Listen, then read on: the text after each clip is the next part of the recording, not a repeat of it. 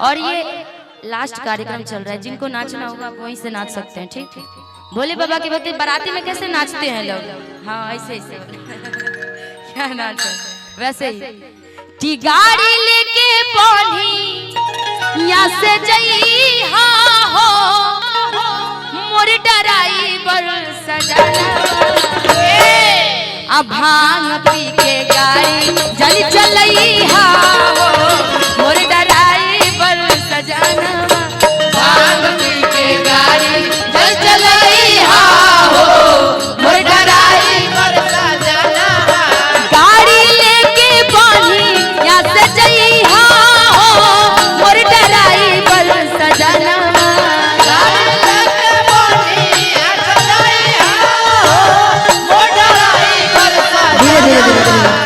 अच्छा, इनमें गाड़ी किन किन को चलाने आती है? आज के समय में गाड़ी सबको चलाने आती है, मुझे भी आती है, आप लोग को भी आता है। तो ऐसे देखा जाए तो ड्राइवर सभी लोग हैं, है ना जी। तो हम लोग हैं, एक छोटा बच्चा है तो कोई बड़ा, उस समय से मुझे बोला जा रहा था कि निशा जी आप ही का इंतजार हो रहा है। छोटा बच्चा है, वो चला गया कि सो गया, हो सकता है सो भी गया हो, टाइम ना, आप बहुत छोटे हैं। कहाँ है ये सब छोटे ही हैं। अरमान, हाँ वो तो आएगा ही नहीं, इधर से कोई छोटा आपके जिला से, ये भी बहुत छोटे हैं। अच्छा, उस साइड चला गया, सो गया, हाँ भेजिए। अरे हमारे बिहार के बच्चे शर्माते हैं भाई, सीना चिढ़ कर सीना पे आ जाएंगे सीमा पर से वो दुश्मनों का, ऐसे हमारे यहाँ के शेर हैं। अब भांग पी के गाड़ी जल चलई हाँ हो मोर डराइवर सजना भांग पी के गाड़ी जल चलई हाँ हो मोर डराइवर सजना भांग पी के गाड़ी जल चलई हाँ हो मोर डराइवर सजना भांग पी के गाड़ी जल चलई हाँ हो मोर डराइवर सजना। भक्ति का समय खत्म हो गया है, लेकिन हम समझ रहे हैं आप लोग के मन की बातें, लेकिन फिर भी एक बार भोले बाबा के लिए जयकारा लगा दीजिए, प्रेम से बोलिए भोलेनाथ की जय, माँ पार्वती की जय। बहुत बहुत शुक्रिया। हम चाहेंगे कि हमारे बीच में छोटू भाई भी उपस्थित है, आप भी आ जाइए, अरमान भाई है, तुम भी आ जाओ, और हमारे बीच में बुलेट जी हैं। इस कार्यक्रम में और कोई बचा हुआ है क्या जो कलाकार नहीं गाना गाए हैं? सब लोग गा लिए है ना? सब के हुगौले भाई, हाँ, क्योंकि मेरा एक उद्देश्य है खखुआई केहू नहीं के गावे खातिर, काहे से कि सारा कलाकार जब गा ले आराम से गावे के बाद घरे न बनी, प्रोग्राम में थोड़ी बन जाए। बिल्कुल, सारे कलाकार सब लोग गा ले तभी हम लोग गाए तो ज्यादा अच्छा है ना जी। और खासकर जब हमारी जनता हमको सुनने के लिए बैठा हुआ है तो फिर हमको क्या दिक्कत है, हम तो इन्हीं लोगों के लिए आए हैं। और आज का आशीर्वाद प्यार हमारे अशोक चाचा जी, अंकित आनंद जी, ऋतिक आनंद जी और इस पूरे परिवार को बहुत बहुत कोटि कोटि अभिनंदन है। और माइक है क्या आपके पास? है ना, दे दीजिए। तुम्हारे पास? तुम छोटू? हाँ, तीन ही माइक है और एक नहीं है, वो तो एक दे दीजिए। हमारे बुलेट भाई भी है यहाँ पर उपस्थित।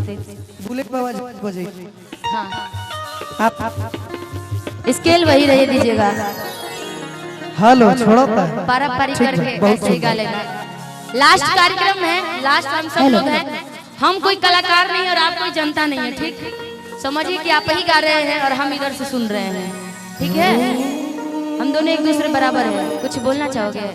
अरे की काहे खिसियाइल रे बाड़ू, छोड़ो तब हम खिसियाते नहीं। अच्छा, कोई मुझे गुस्सा होते हुए देखा है आप लोग ने? नहीं ना। आप लोग इतना यूट्यूब पर मुझे देखते हैं, अभी तक के दौर में पहली ऐसी लड़की हूँ जिसका 100 मिलियन प्लस पार किया है स्टेज कार्यक्रम। 11 मिलियन फॉलोअर्स है हमारा। आज तक आप लोग देखते होंगे मैं सारे जितना भी कार्यक्रम चलता है सब पे मैं हंसती रहती हूँ, मुस्कुराती रहती हूँ। ये बोल रहे खिसियाइल बड़ू, हम खिसियाए हैं जी, लेकिन फिर भी पहले इनका सुन लेते हैं। सुनाओ छोटू, अपना स्केल लगा लो, मेरा स्केल है।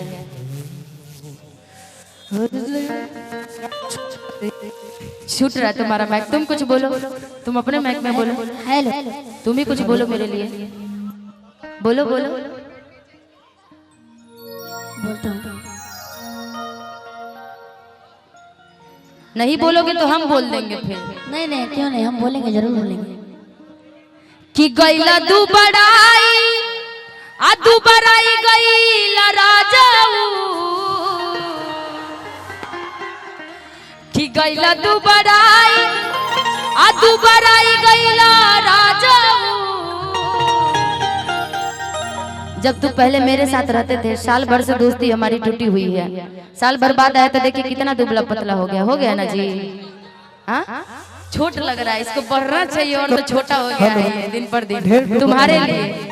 कि गईला दोबारा आई गईला राजाऊ आ कवन जादू तोहरा के मरल सरे आ कवन जादू तोहरा के मरल सरे दोबारा आई गईला राजाऊ कवन जादू तोहरा के मरल सरे दोबारा आई गईला राजाऊ कवन जादू तोहरा के मरल सरे दोबारा गईला दोबारा आई गईला राजाऊ गईला दोबारा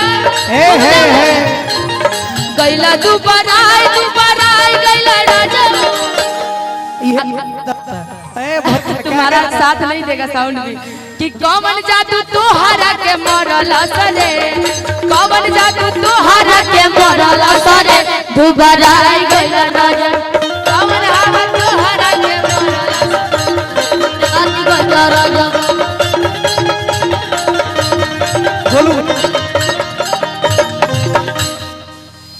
हेलो मैं आपके लिए कहना चाहता हूँ। हाँ कहो। मेरे लिए तो कहने के लिए बोल रही हूँ, इन लोगों के लिए थोड़ी ना।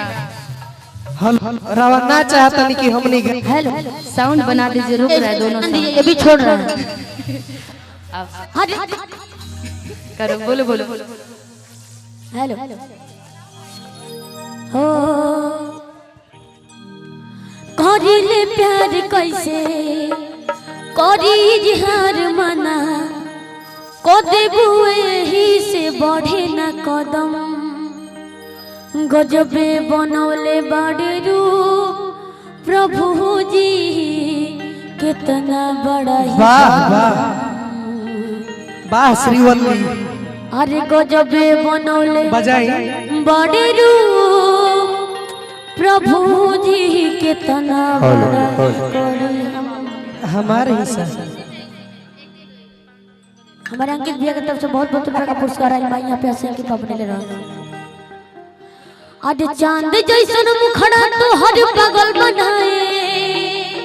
वाह वाह अरे होठ के लाली देख के सूरज शर्माए।